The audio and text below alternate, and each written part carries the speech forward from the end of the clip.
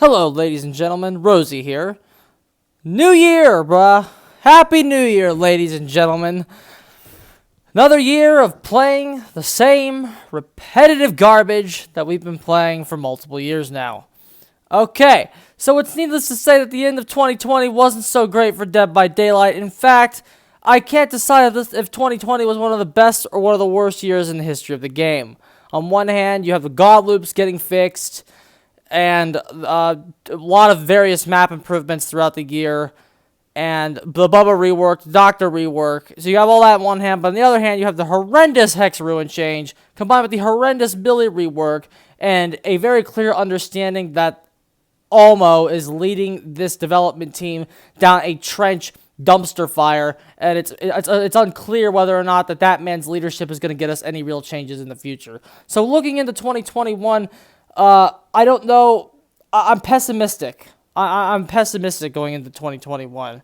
However, that doesn't mean there isn't a right course of action for this game to be taking. If you play high-level killer and you play high-level, just fuck high-level killer. If you play high-level survivor, you can definitely see that there are some various balance issues that still exist in this game. And since Asshole doesn't really know what to do at the head of the development team, I thought I would give him a hand.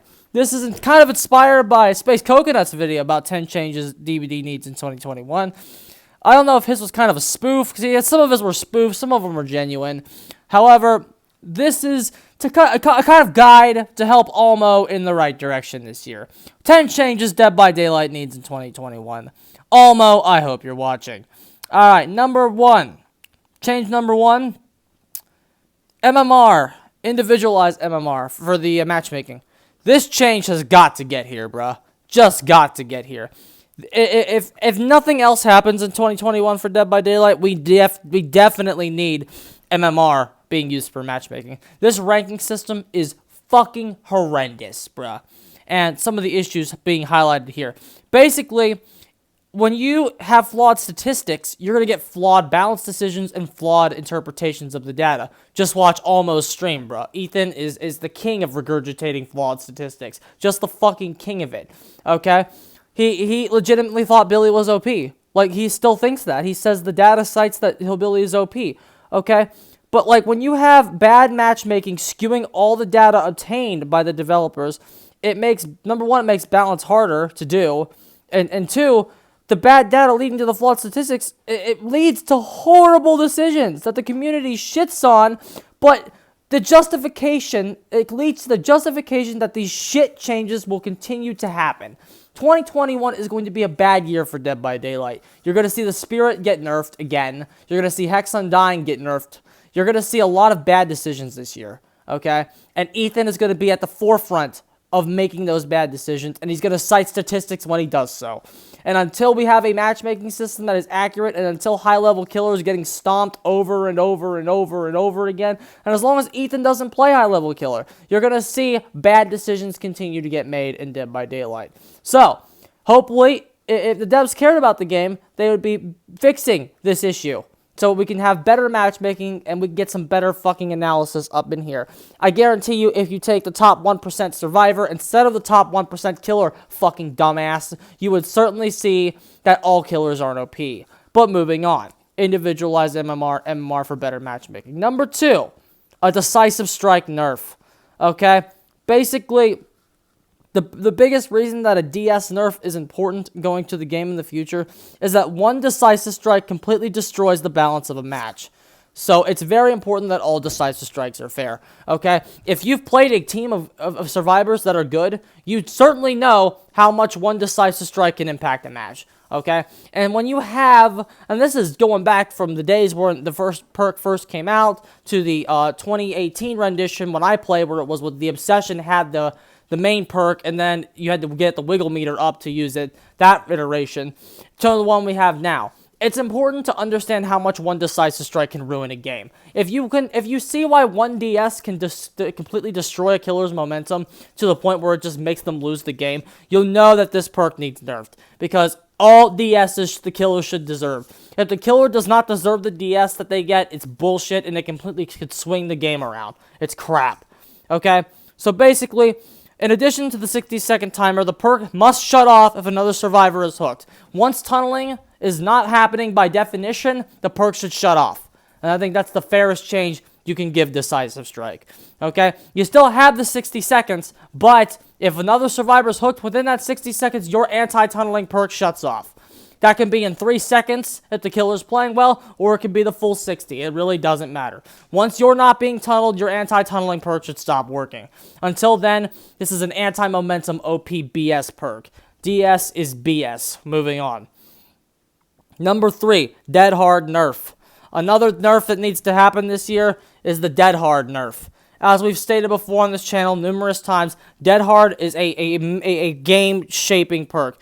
Dead Hard single-handedly changes the viability of characters and 115 as a whole due to the fact that it changes a core rule of the game. When you run Dead Hard, the rule of the game that it changes is that 2 hits becomes 3. Any survivor with Dead Hard becomes 3 hit down. That changes the viability of characters. It certainly does. Okay, if you don't understand why I say Dead Hard is 3 hits, because if you're Dead Harding, you would have gotten hit. So that's your second hit, essentially. That's what it is. If you're Dead Harding to get out of the way of a punishment of the damned, you would have gotten a hit there. So that's your second hit point. Basically, the only killers that are surviving in the meta right now are the killers that are good enough to deal with 3 hits. Only a 3-hit killers are meta relevant right now.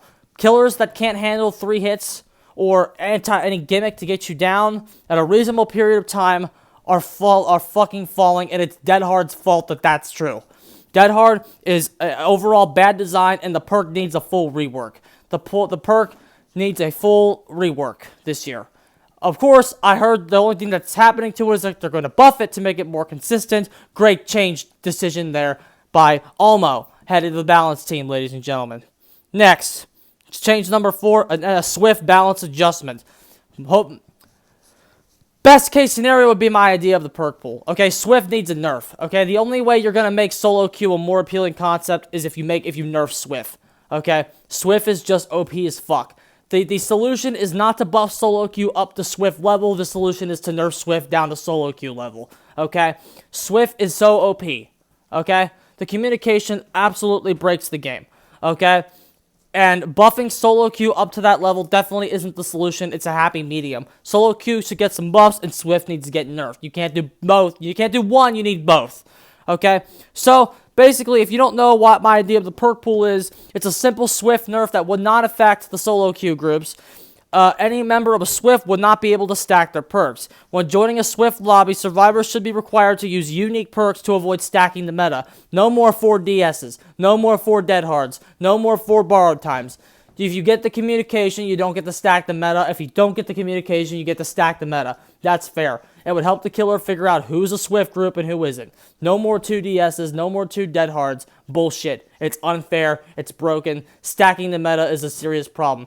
If there weren't 4 DSs in one game from a Swift group, maybe the perk could stay the way it is. However, in the current form, it's Swift's fault that that's so. It's Swift's fault that that's so. If you nerf Swift, you arguably don't have to change a lot of the perks. Swift abusing these perks is why they need hit. So if you hit Swift with something, maybe you don't need to turn the perks down yet. Okay? Next. Change number 5, Myers buff. Myers is in a trash spot right now, Almo, you piece of shit. And you deciding to rape the biggest character on the roster is truly an embarrassing statement. You saying the character is in a good spot because of your flawed statistics that we talked about at the beginning is truly wretched, and you're everything wrong with the game, Almo. Okay, Myers buff. Tier 1 needs adjustments.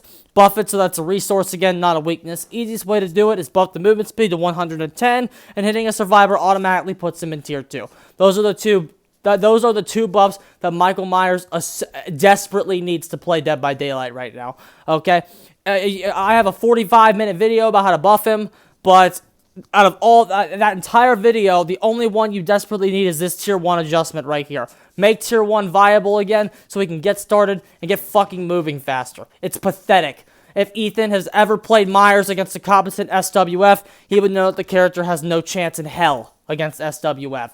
And it's his fault that that's so at this point, because he's the one that's reluctant to do it, and he should be ashamed of himself for doing it. Ethan is embarrassing. 6, almost fired. Yeah, we're picking on him a lot. Another change I'd like to see this year is Almo's no longer the head of the balance team. The man is gone. If you'd ever seen his fucking streams, the man is gone. He's clueless. He doesn't know a damn thing about this game. He doesn't know a damn thing about High Level Killer. His fucking stats are flawed because we have a bad matchmaking and its system, and if he truly was in touch with the game, he would know that. But he doesn't, because he's a fucking piece of shit and doesn't know anything. His analysis is purely delusional, survivor-favored rhetoric. He knows absolutely nothing. People are telling him to balance. He's balancing the game for the fun experience of the survivors and not the killers. It's pathetic. He believes wholeheartedly in worthless stats. Believes him wholeheartedly. He believes what he's doing is right. He's demented. He's gone. He needs replaced. Fucking Space Coconut said you just need to sit down, teach him a few things about the game, make him play high level. No, the man is gone. He's deluded. He's never going to see our point of view. He needs to be gone. He doesn't believe in the health of power creep, which is another massive, massive problem. And he will not design meta perks. He will not allow the game to power creep itself. It's his fault that everything that comes out is so worthless and weak. His overall mentality is hurting the game, and he needs to go. The man is delusional. He's gone. Get him out. He's mentally gone. Let's make him physically gone. Get him out of behavior. Next, number 7, Q&A improvements, okay? First thing, remove Almo. The man is fucking terrible. Get him out. He's fucking garbage, dude. He's fucking garbage. Everything he says is absolutely worthless and pathetic. The man is he's not presentable. He doesn't look good. He's not a good image for the brand. He gives off the impression of someone who doesn't give a shit about the fans. He gives off the impression who doesn't give a shit to be there. He's not a good look. Get him out. He's terrible. McLean should be the one leading the Q&As every single time. Absolutely no exceptions. Not Queen. You can have her if you want. McLean should be the one forefronting this discussion. He's the best dev. And he's the one who should be leading the discussions.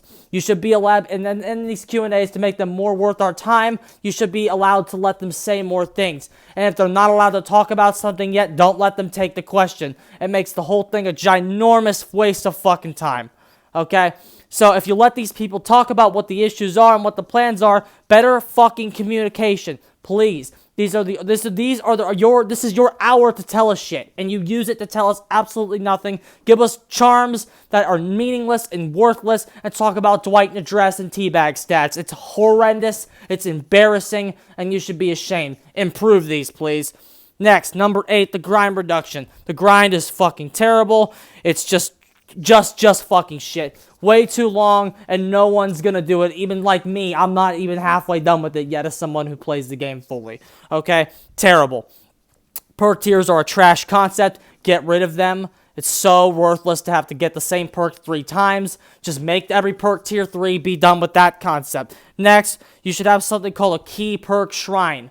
The grind would feel way less bad if you could just set 4 perks for every character that comes out that they already have in their blood web, okay? So you could go over, just get Ruin, Undying, Barbecue Chili, and, I don't know, Nurse's Calling right away in the fucking blood web for every single character.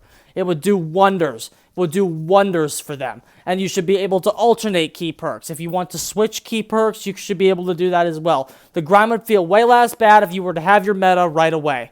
Okay, next, remove useless offerings from the blood web no one's running. There's so much shit in the blood web, especially on the survivor side, that costs so much that doesn't do anything. A considerable luck stat increase for like 8,000 BP. Fuck off, Almo. Get it out. It's worthless. You don't need 6 months of internal communication to figure this shit out. It takes 2 days of playing the game. I know you have never played the game for more than 2 hours, but it just takes a day to figure out that this grind is trash.